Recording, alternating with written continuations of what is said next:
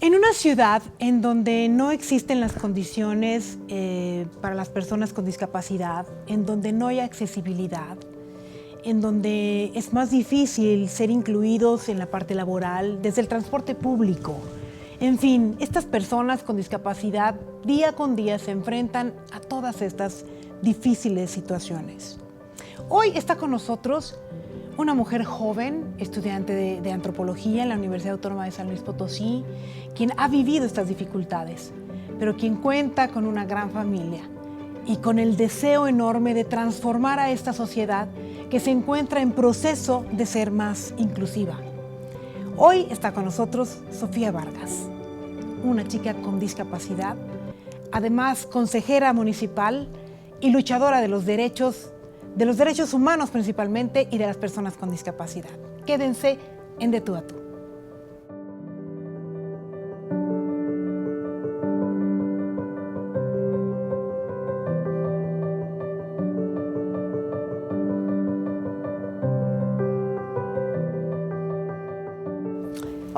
Hola, ¿qué tal? ¿Cómo están? Muy buenas noches. Nos da mucho gusto saludarles una vez más. Hoy en De Tú a Tú, como estamos muy bien acostumbrados, conoceremos una historia más de vida que nos va a dejar mucha inspiración, enseñanza, aprendizaje, que esa es la idea de nuestro programa. Conocer a esas personas que dan. Hoy nuestra invitada es una de ellas, que da, que busca, que se entrega.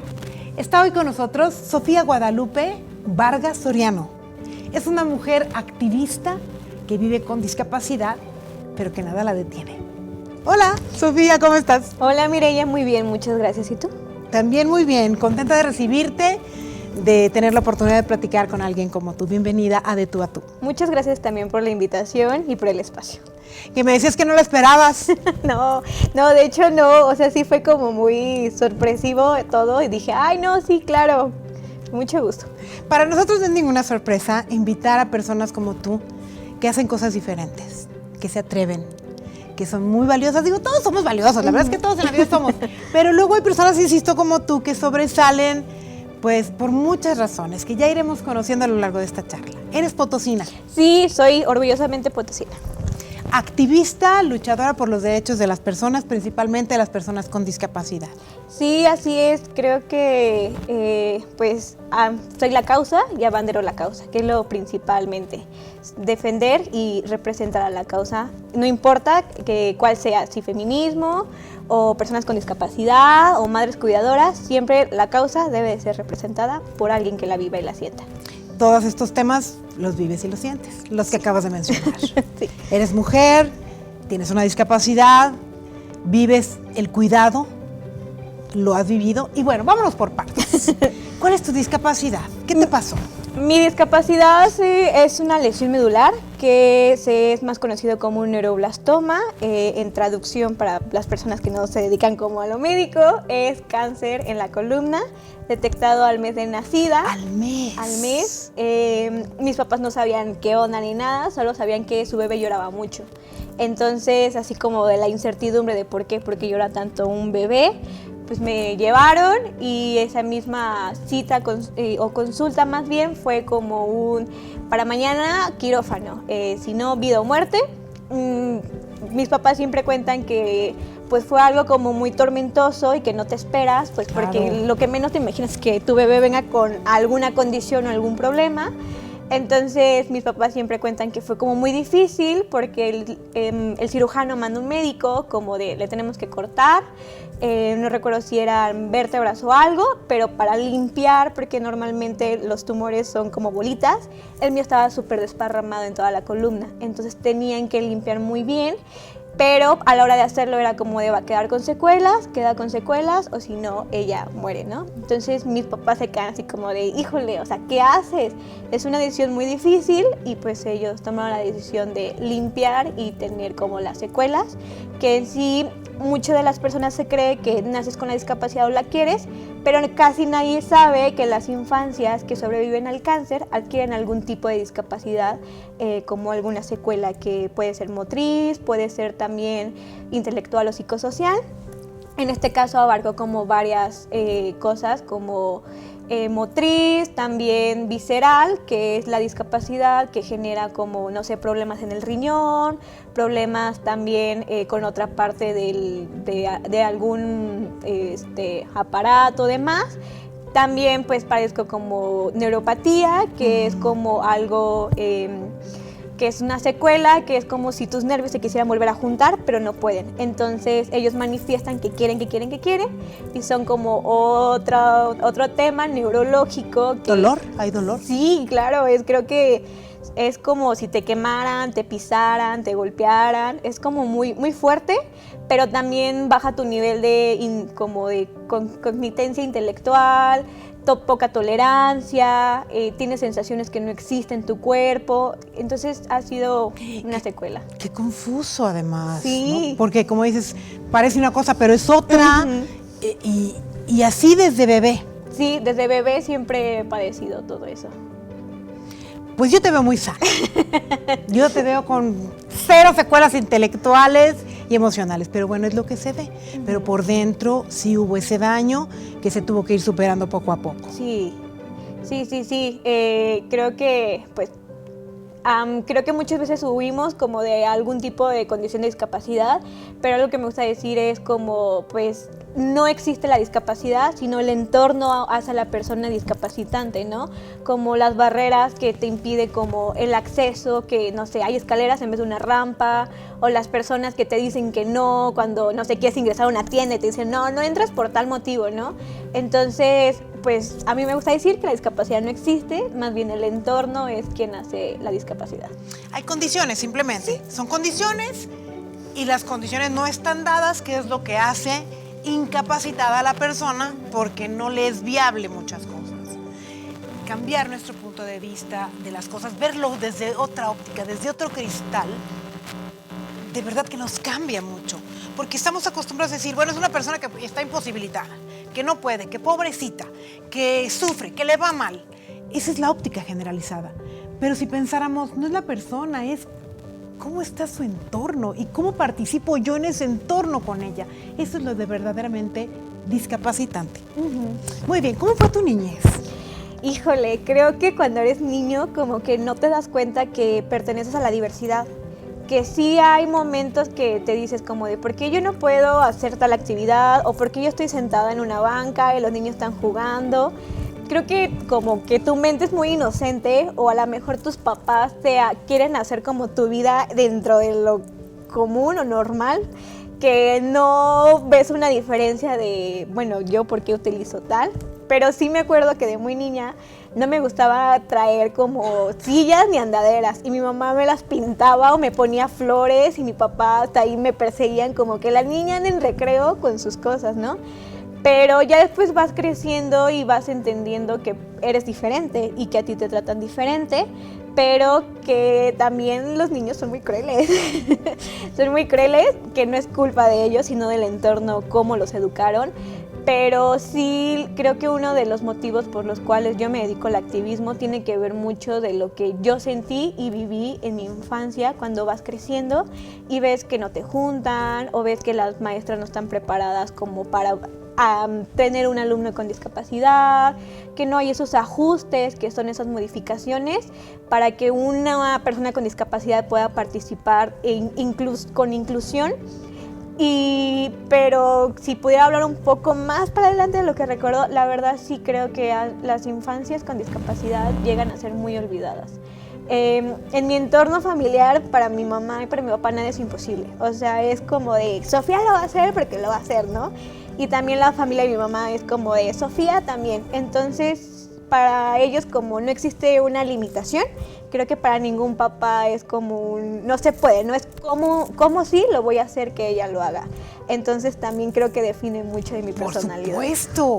Por supuesto. Y no solo en el caso de algún problema físico, alguna enfermedad o discapacidad, creo que todos los papás tenemos esa gran responsabilidad de pensar en el sí se puede en cualesquiera que sean las condiciones, y no en el no se puede, que cometemos mucho ese error. Y entonces desde ahí empezamos a maleducar en el no se puede, en el eres diferente, en la sobreprotección, que también se cae, que también es dañina. Yo a ti te veo con una gran seguridad. tienes un semblante feliz y se debe a eso, tú lo has dicho, a que mis papás eran siempre la posibilidad de sí y ella puede. Eso es lo que tú ves que ellos te inculcaron siempre.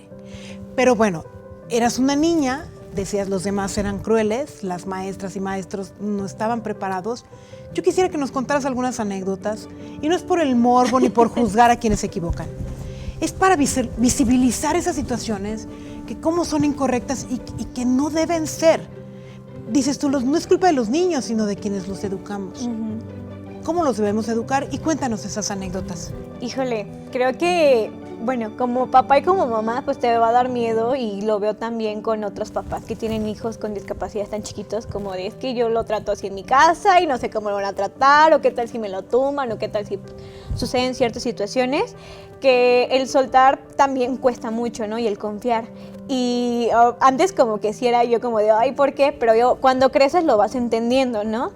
Pero si pudiera contar como recuerdos, algo que pasaba mucho, que eso fue uno de los motivos por que mis papás tuvieron que cambiarme de escuelas, ver que fuera accesible y demás, fue que en la escuela donde yo estaba antes era de 3 pisos. Mi hermano toda su vida estudió ahí, mis tíos estudiaron, o sea, toda mi familia. Y ahí pues uno también tiene, ¿no?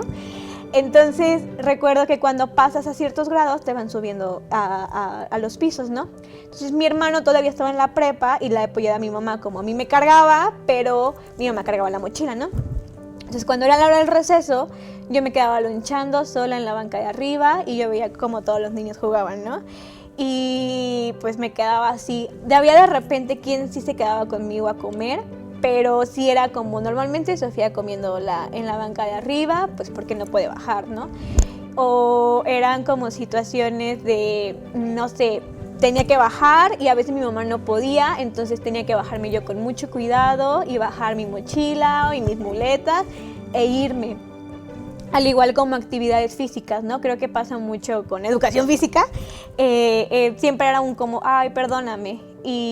Pero no cambiaban la actividad, seguían con la misma fútbol o lo demás o correr y yo sentada en una banca. Creo que se puede entender que quizás un plan de estudios no está preparado para que una persona con discapacidad llegue a una escuela que no sea especial, que desde ahí está mal porque estamos como segregando de qué lugar está seleccionado para cada persona.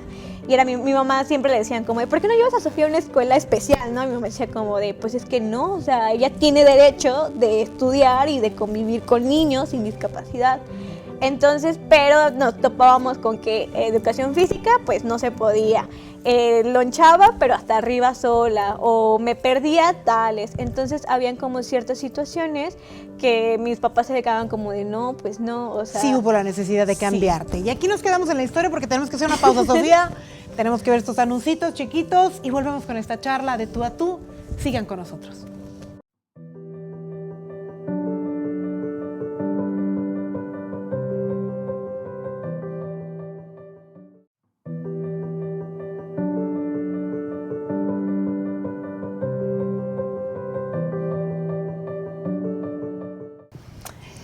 Estamos ya de vuelta aquí en De Tú a Tú. Hasta ahorita hemos platicado con Sofía, nuestra invitada. Es una chica que vive con discapacidad, pero que a sus 21 años es alguien con una claridad impresionante, que sabe lo que quiere, que sabe de dónde viene, que sabe perfectamente quién es y qué necesita. Y ahora que ella se ha convertido en una abanderada de la lucha por los derechos de las personas, principalmente con discapacidad, pues mayor claridad, yo te veo, Sofía, mayor claridad, o sea, tienes perfectamente entendido cuáles son las carencias, cuáles son las debilidades que hay en la sociedad y qué es lo que tú estás luchando por cambiarlo. Nos quedamos en que tus papás tomaron la fabulosa decisión de que te intervinieran y que te quitaran el cáncer y que las secuelas que quedaran, ellos estaban seguros que la iban a superar. Hace un momento me decías que muchos papás pues se enfrentan a esto con miedo, con desconocimiento y toman decisiones que no les da una vida digna a las personas que tienen alguna discapacidad. Que tú eres una de las que ha tenido esta buena oportunidad. ¿Qué propondrías en ese caso, antes de seguir con tu historia de la escuela y demás? Híjole, creo que entender también mucho, como en terapia, es que ningún papá está preparado para ser papá y menos con condición de discapacidad. Y que la palabra discapacidad siempre va a dar miedo. Y siempre la queremos cambiar como, no sé, persona especial, persona con capacidades diferentes. Siempre queremos como ver bonita la discapacidad.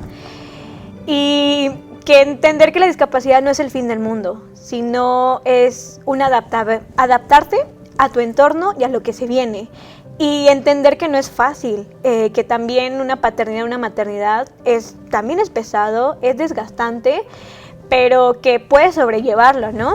Y que no importa lo que diga como la sociedad o lo que te impone, como cómo ser una mamá, cómo ser un papá, pero más aparte, ser un papá con discapacidad entra como mucho el juzgamiento y también mucho como la responsabilidad, ¿no? Como de si llega a pasar algo, es tu culpa.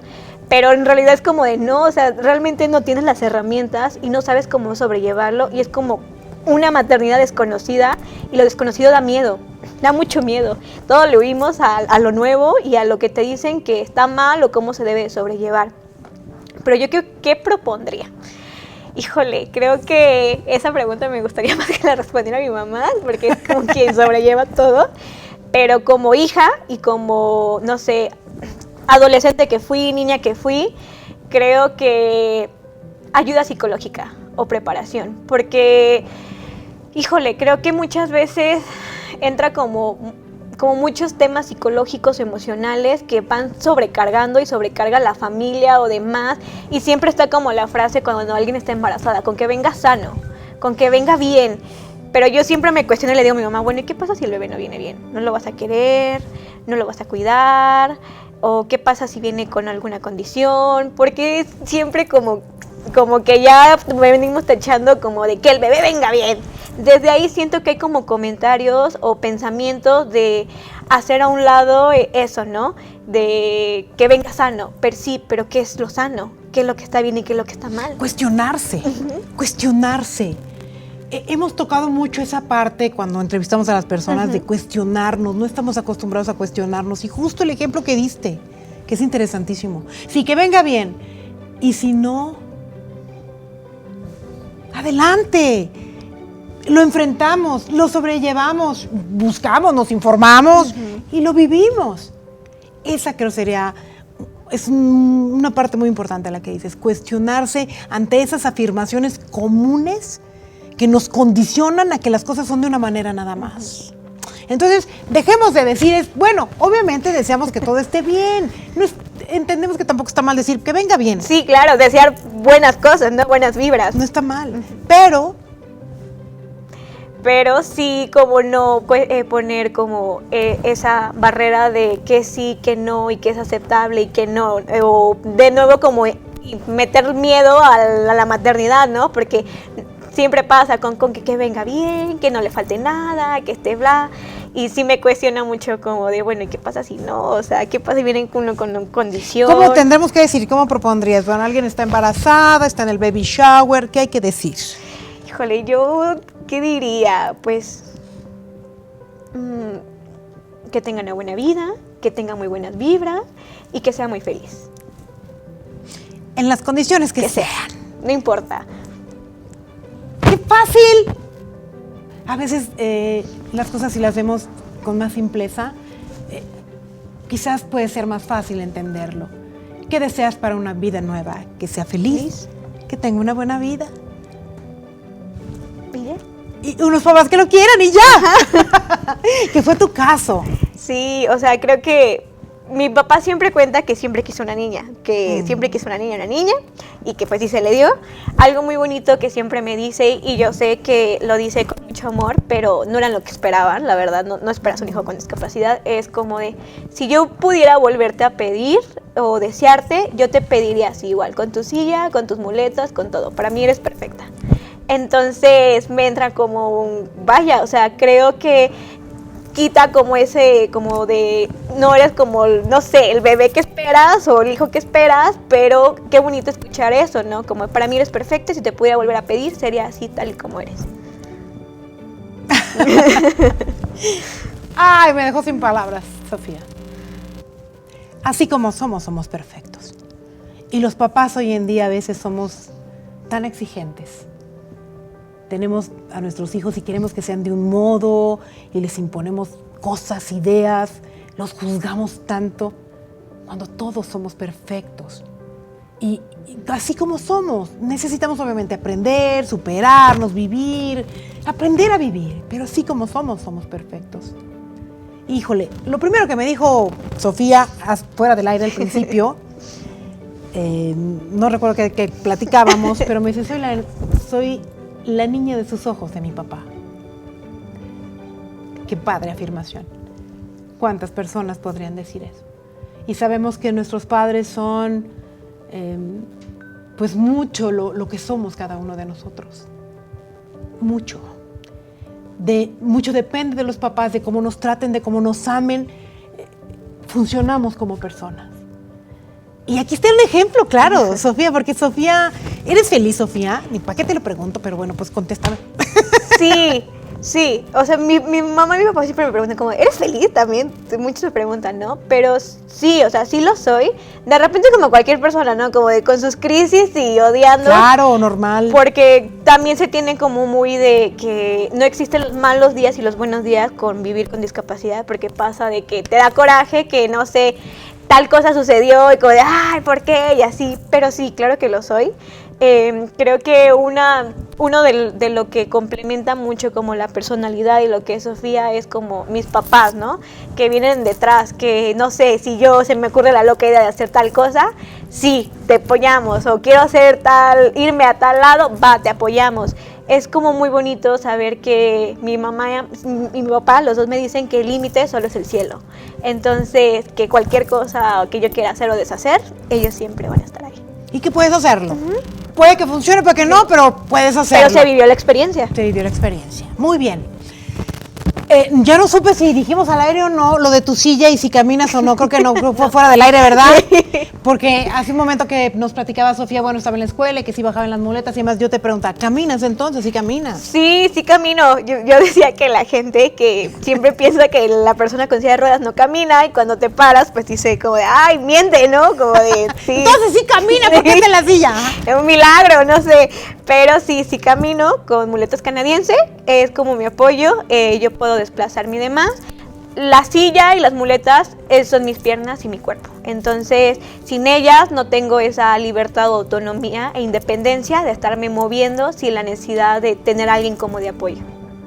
Fíjense, esto que acabas de decir yo creo que nos enseña mucho a las personas entender que la silla es tu cuerpo, que como dices es tu independencia, es tu autonomía y que tenemos que respetarla. Sí. Tanto como la persona misma. Y bueno, me decía Sofía, depende de la silla cuando la uso, qué tanto me voy a arreglar, si me voy a poner tacones, si me voy a poner minifalda, como viene minifalda, la silla es necesaria. Sí. Cuando puedes andar en tenis o en otra cosa, andas con las muletas. Ajá, en mi casa o que no sé, quiero ir a la tienda o bajarme a escoger o demás. Eres una mujer como común y corriente, como cualquiera, que sabe cuándo se pone tacones y cuándo no. Y eso es gracias a lo que ha aprendido a vivir así, natural, ¿verdad? Digamos tú, como parte de la diversidad, porque también es importante conocerlo. Muy bien, ¿cuándo empieza tu activismo? ¿A qué edad? Porque ahorita tienes 21 y ya eres como muy experta.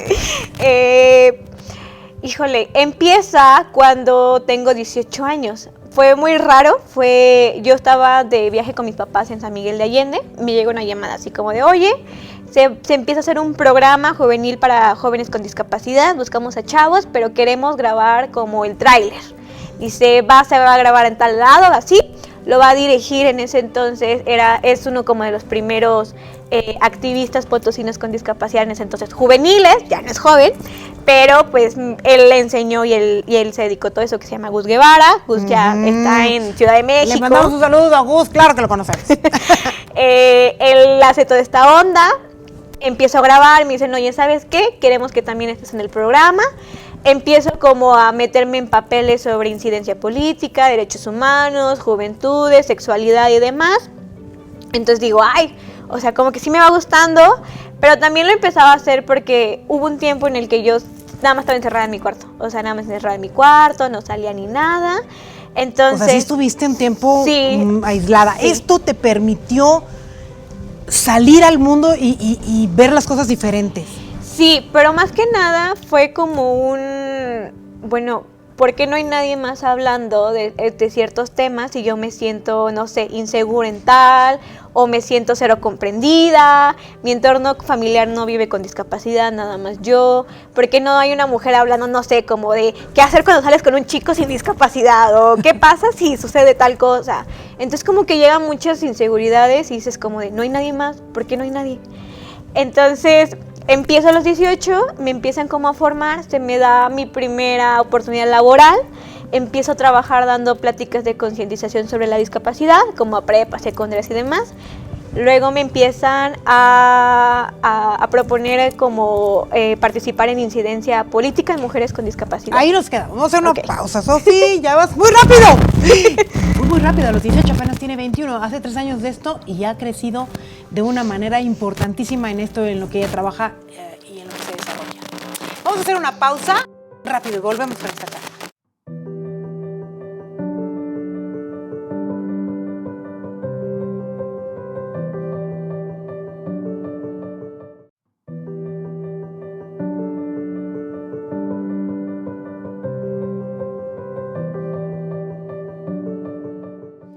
Estamos de regreso en De Tú a Tú. Antes de continuar con nuestra plática de hoy, queremos agradecer a Casa Muebles la cortesía pues, de su patrocinio para todo el canal, nuestros programas. Casa Muebles es un lugar que tiene un amplio surtido de opciones para decorar tu casa. Y no solo decorar, sino también poner un lugar cómodo. Hay colores y formas y tamaños y todo muy diferente, una gran variedad, y también siempre hay promociones que ustedes pueden aprovechar en sus 4 direcciones. La sucursal Vasco de Quiroga en la Colonia Industrial Aviación, la sucursal Periférico frente al Hospital del Niño y la Mujer en Antonio Rocha Cordero, y las sucursales Rivas en Carretera Río Verde a la altura del Tecnológico de San Luis, y la sucursal Quintas a la altura de Avenida Cactus. Gracias, Casa Muebles. Vayan, van a encontrar lo que buscan. Y bueno, seguimos platicando con Sofía Vargas Soriano. Ella es estudiante de antropología. Y bueno, hace ratito nos platicaba en el corte anterior cómo empezó a darse esto de obtener trabajo. Sí estabas un tanto encerradita en tu casa, pero empezó esto de que alguien te invitó a participar con jóvenes con discapacidad, y la contrataron y demás. Y yo les platico brevemente que ella es hija de una familia comerciante. Trabajan en el Mercado Hidalgo, siempre han sido comerciantes. Sofía viene a romper con el esquema familiar del comercio, de no tener licenciatura, de no estar activista como tú, que ya eres, pues digamos que una persona pública. Ay, sí. Estás rompiendo con todas esas cosas. Y me decía ella, sí, pero a mí no me gustó lo del mercado, a mí no me gustó lo del comercio, a mí no me gustó eso. Lo mío es, ¿qué es lo tuyo? Lo mío es, diría un amigo, ser revueltoso. No, la verdad es que disfruto mucho como el poder ejercer el activismo, pero también de una manera también profesional, que es como las ciencias sociales y la investigación. A nivel nacional son muy pocos los temas de investigación en temas de discapacidad y también dirigidos por personas con discapacidad. Entonces también creo que este tipo de espacios a veces gana mucho el ego y el poder como de quién hace más, quién tal. Y algo que me centra mucho es como de tanto mis papás como lo que estudio, ¿no? Como entender sí, pero todos los movimientos sociales son importantes, que las personas tengan apoyo y todos vamos a necesitar de todos, y también empatizar con la causa del dolor y el por qué lo haces, porque sí, mi miedo siempre a la hora de escoger una carrera era como de sí quiero trabajar con las personas, temas, pero no quiero dejar de ser sensible y empática. Porque muchas personas te pueden manejar un caso o demás, pero quizás no saben manejar la situación o las emociones de la persona ante una injusticia o ante lo que suceda, ¿no? Entonces, para mí ha sido bien padre como mezclar estas dos cosas y decir, yo quiero dedicarme a esto, pero también me quiero dedicar de manera profesional, pero también quiero no dejar el activismo, pero no quiero dejar de ser sensible y empática ante la causa y el sentir de la persona. La antropología que estás estudiando, dices, quiero aplicar estos estudios sociales en la investigación y en favor de qué exactamente. ¿Cuál es tu sueño? ¿Cuál es el objetivo que persigues, Sofi? Ay, ¿qué persigo? Persigo, creo que, hablándolo un poco egoístamente y demás, como la independencia 100%. O sea, sí puedo ser independiente, pero creo que aún falta como trabajar muchos temas. Podría decir yo un mundo inclusivo, pero la verdad, siendo realista, es muy complicado, es muy desgastante. Yo digo que es como una marea que no tiene un principio ni un fin, y a veces es desgastante, pero en el camino vas encontrando como esa estabilidad y dices, va, voy por buen camino. Y entender que cualquier espacio al que tú vayas, haces presencia o haces un cambio, mueves cosas, porque muchas veces a la gente nunca se le imagina que se va a encontrar, no sé, alguien ciego, alguien en silla, alguien sordo. Entonces cuando llegas a un lado, pues haces un movimiento, haces una revolución pequeña o grande. Pero para mí, ¿qué persigo, qué sueño? Como tener mi trabajo, dedicarme a eso, tener mi estabilidad, tener un reconocimiento, no sé, como investigadora de temas, pero también ser mujer con discapacidad, porque no existe casi mujeres con discapacidad en la ciencia, y ser muy feliz y disfrutar mucho de lo que hago. Algo que me dicen mucho también muchos mis papás es como el día que tú dejes de sentir nervios o emoción por las cosas, es que ya no lo haces con pasión.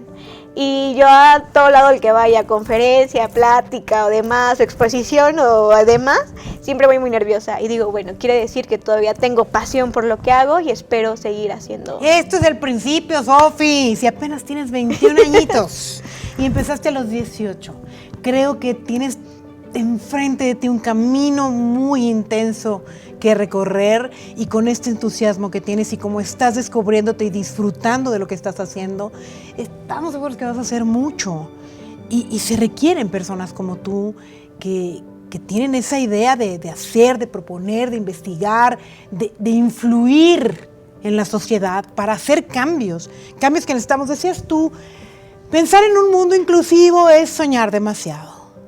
Sí, es muy difícil, o sea, es muy difícil, y a veces te preguntas por qué la sociedad es así, o por qué a veces es muy individual, o a veces es muy egoísta, o muy cruel.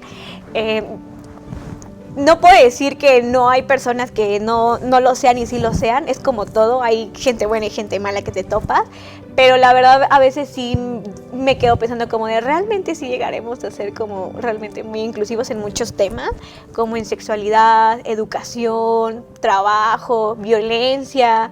O sea, de verdad hay muchas cosas que sí te preguntas como de realmente algún día, que sí se trabaja, que sí se hace, y me da mucho gusto encontrarme, no sé, personas igual jóvenes como yo que inciden en otros estados o de diferente manera, pero sí me entra como mucho realmente la sociedad está lista para ver no sé, personas con discapacidad tomar iniciativas, tener propuestas, o que no te callen, o que no te pongan impedimentos.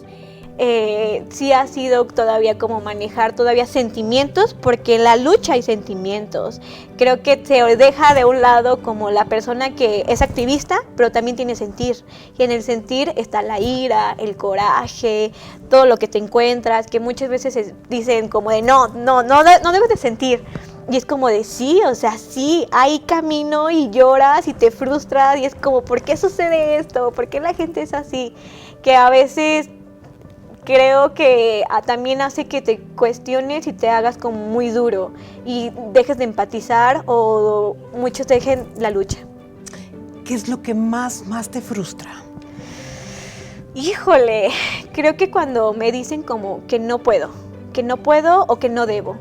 Y es como de, no, es que sí debo, porque si no lo hago, entonces alguien más no lo va a hacer, entonces no se va a poder, entonces va a seguir la ola de que no se puede.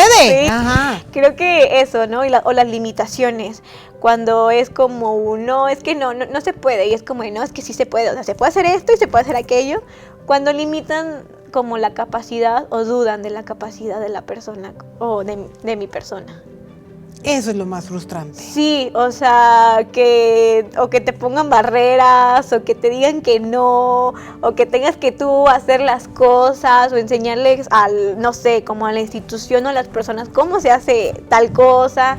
Me parece como a veces muy frustrante o cansado. Pero bueno, pues, ¿estás dispuesta a qué? ¿A qué estás dispuesta, Sofía? ¿A qué cosas no he estado dispuesta? ¿O a qué cosas no estás dispuesta? Ajá. La verdad, híjole, qué buena pregunta y qué profunda. Creo que no estoy dispuesta a quedarme callada. Siento que yo, Sofía, soy una mujer que siempre piensa lo que dice, y si algo no le gusta, lo externa y demás. Ante eso también soy como en el mundo del activismo juvenil, como que Sofía, que saben que deben de manejarla y que si no hay algo inclusivo, luego va a ir a como Pero creo que no estoy dispuesta como a quedarme callada ante temas que me parecen injustos, que vea yo que si alguien más tiene, no sé, acceso a algo y otra persona no, eso es un privilegio y no es un derecho. Entonces creo que todos esos temas de ver y relacionar y ver que sí, que no, me parece que es a lo que estar como dispuesta, como dar la cara, alzar la voz, que no soy la voz de todas las personas porque cada persona tiene una necesidad diferente y una lucha diferente, pero sí que puede haber un acompañamiento y acuerpar que hay una causa, somos la causa, quizás tu lucha es diferente, pero nos une algo. Entonces, acompañar, alzar la voz y no quedarme callada ante las cosas, que digo que está cañón, pero si no alzas la voz o estás ahí picando, no te vas a hacer visible.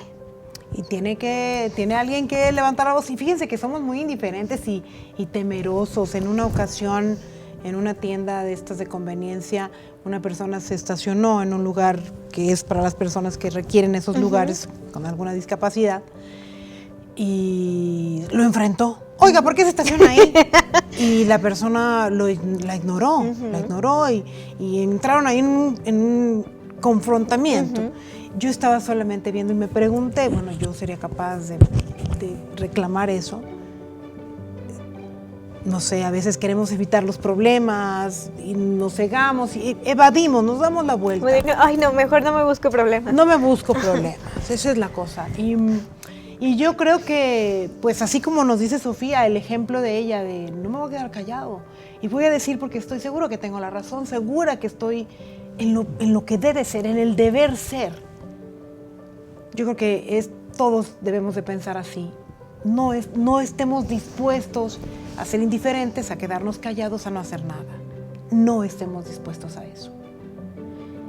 Vamos a hacer una pausa, nos marcan el corte y regresamos para terminar nuestra charla del día de hoy. Todavía nos faltan preguntas muy interesantes que hacerle aquí a Sofía. Por favor, quédense.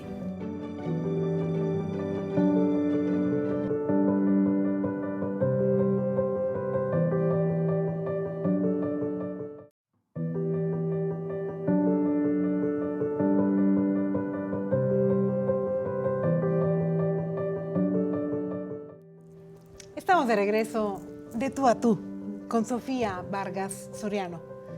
Es una chica, pues, que nos ha venido a platicar su historia de discapacidad, su historia familiar, que es muy brillante. Tiene una familia muy hermosa que le ha permitido llegar hasta donde está ahora, ser una persona segura de sí misma, que sabe lo que quiere. Yo decía hace rato, sabe lo que quiere porque eso es lo que percibo, pero te lo quiero preguntar. ¿Sabes lo que quieres? Sí, creo que todo esto, como, no sé, el que mis papás estén detrás, en el que yo esté como moviéndome en espacios, pero también en espacios con personas con y sin discapacidad, disfrutando, no sé, mi etapa de juventud, no sé, como cualquier joven a sus 21, no sé, salir con sus amigas a comer, irme de fiesta, compartir, no sé, con mis amigos que también hacen activismo. Por ejemplo, tengo la oportunidad y el trabajo y estoy súper contenta y quedé como consejera municipal. Entonces, allá ando desenvolviéndome en diferentes espacios que, no sé, me permite como poder trabajar, pero también sin perder como mi etapa. y también visibilizar como de, bueno, esto sí, esto no, sí me quiero dedicar a esto, pero tampoco quiero caer en esto. Entonces siento que voy por buen camino y quizás es el principio, pero sé que no voy ni a la mitad de lo que quiero llegar a ser o ser. Pero sabes lo que quieres. Sí, yo quiero ser una investigadora social reconocida y trabajar en el Poder Judicial de la Federación y todo ahí, y que tener mis artículos y seguir trabajando por y para las personas con discapacidad. Actualmente, además de trabajar en esta área de capacitación ante la discapacidad, también eres consejera municipal. Sí. ¿Qué hace una consejera municipal? Un consejero municipal trabaja en pro de las juventudes de las juventudes potosinas, que abarcan como temas sociales, políticos y demás, como un acercamiento de, no sé, hay jóvenes que me dicen, oye, ¿sabes qué? A nosotros no se nos toma en cuenta tal. Entonces, en el consejo se platica ese suceso, se toman las iniciativas o tomamos iniciativas como talleres o qué problemáticas hay en temas de juventudes, y se abarca de qué se debe de hacer para que se tome en cuenta a los jóvenes, porque justamente el hecho de ser joven siempre es como, no, le falta experiencia, no vas a ver, y luego ser joven con discapacidad es como doble o triplemente más invisibilizado y minimizado. Entonces ahí el Consejo Municipal de la Juventud trabaja como por y para los jóvenes en actividades, políticas públicas y que se haga más visibles los derechos. ¿Cómo te eligieron para ser consejera? Híjoles, todo esto es un proceso. Tienes que llevar tu currículum, carta de recomendación, en qué has trabajado, carta de motivos. Fueron 104 aspirantes y quedamos 20 titulares y yo tengo mi suplente. Si el día que yo quiera, no sé, renunciar por tal cosa, queda mi suplente. Entonces es todo un proceso, es como un político. O sea, sí, tal cual. Es una función pública. Sí. A final de cuentas es una función pública que tiene estos procesos que qué bueno que existen y que nos los das a conocer porque muchas personas los ignoran. Sí, y que es muy importante la participación juvenil y este tipo de alcances porque visibilizas de diferentes perspectivas, que quizás mi activismo es individual y no le pertenezco como a nadie, no sé, como tengo que pedir permiso para decir o demás, yo soy mi propia dueña. Y, por ejemplo, en el consejo es como de, ok, aquí ya es como un poco más serio, qué cosa sí, qué cosa no, qué política, cómo vemos de este lado, cómo vemos de tal. También entra como la diversidad, no sé, jóvenes de la comunidad LGBT, jóvenes que trabajan temas de suicidio, jóvenes que trabajan temas de comunidades indígenas. Entonces, cada uno abarca temas interseccionales que vive cada joven con discapacidad. O sin discapacidad. ¿Qué satisfacciones has tenido como representante de estos grupos que dices, esto logré o logramos que me ha llenado de satisfacción? Creo que por primera vez hayan consejeros con discapacidad. Ese ya es un super logro. Sí, porque difícilmente hay personas con discapacidad ocupando espacios públicos y demás. Entonces es como por primera vez se están tomando espacios que pertenecen a los jóvenes con discapacidad y que quedan antecedentes. A mí me gusta decir que yo no hago las cosas para mí, sino para quien viene detrás, que es hacerle el camino más fácil a quien viene, que si lo que yo pasé o viví, alguien no lo tenga que pasar y pueda disfrutar un poco más de todo. Híjole, qué padre filosofía. Pensar en no lo hago por mí, sino quien viene detrás. Mi experiencia, lo vivido, lo sufrido, lo experimentado, que sirva para los que vienen detrás de mí. Eso han hecho todos los que han tenido las grandes iniciativas en el mundo, los que han hecho los grandes proyectos, porque casi todos son a largo plazo. Y entonces piensan ya no tanto en ellos, sino en los que vienen detrás. Ahora creo que las nuevas generaciones carecen de ese valor de la paciencia, de saber que es cuestión de tiempo, que hay muchas cosas que son a largo plazo, pero que si no se empiezan ahora, pues nunca. Entonces, no van a suceder. Para mí como el hecho de, no sé, tener un un puesto, pues, no sé, a mis 21 con discapacidad, y luego otro chico que es de la comunidad LGBT, pero es de baja visión y es como de ok, también se ve que hay interseccionalidad y también que no, por el hecho de ser alguien con discapacidad, también quiere decir que seas hetero, entonces también abre un poco el paso a la diversidad y que los jóvenes se sientan representados, porque vuelvo a lo mismo, yo nunca me sentí representada de joven y yo deseo con el alma de que si hay una chica con discapacidad en su casa o demás y no sé, ve mi activismo o me ve a mí, diga como si ella está, yo puedo, y si ella habla de tal, me siento identificada. Entonces, que no, me gusta decir que no te sientas solo ni ser identificado que eres el único en el mundo, porque realmente hay más personas que quizás están ahí picando piedra para que otras estén ahí, pero que se sientan acompañados y representados.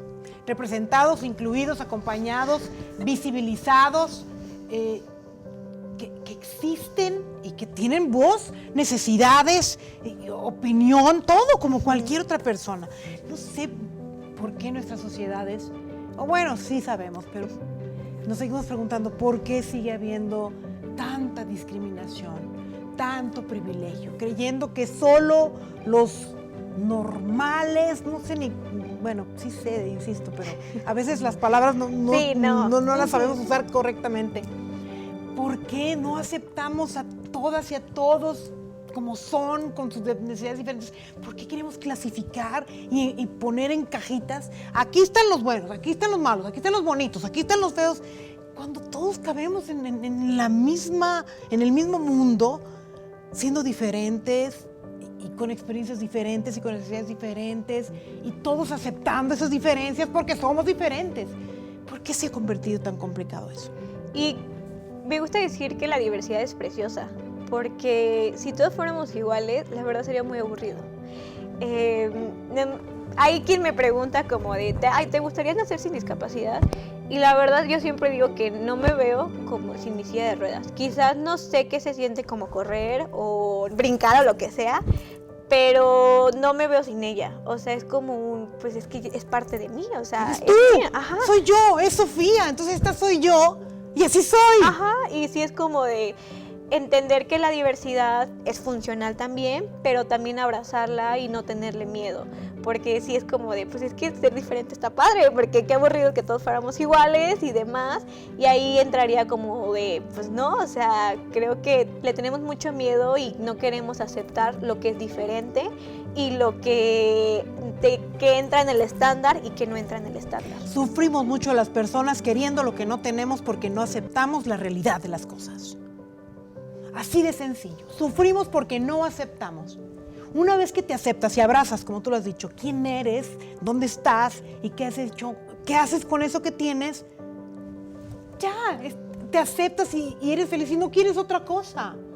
Porque en ese deseo de otra cosa que no va a suceder, imagínense que Sofía estuviera deseando todo el tiempo correr, pues ahí se quedaría encerrada llorando en su casa deseando algo que sería muy difícil que sucediera. En cambio ella dice, esta soy, esta es mi silla, la amo, esta soy, así funciono y quiero hacer lo que yo quiero. Y eso le permite ser y luchar y vivir con lo que tiene y haciéndolo también por otros, que eso ya es el plus, porque ahora ya lo haces por otras y otros que vienen detrás, tú lo has dicho. Parece que eres un alma vieja, Sofía. Hablas como una mujer mayor y tienes solo 21 años y dices, los que vienen detrás de mí, como si fueras ya una gran adulta. Pero es que tienes un espíritu muy maduro, un alma diferente. Y bueno, pues las personas, tú decías, quiero que se sientan representados por mí, apoyados por mí. ¿Dónde te localizan? ¿Qué puedes hacer por los demás? ¿En dónde estás?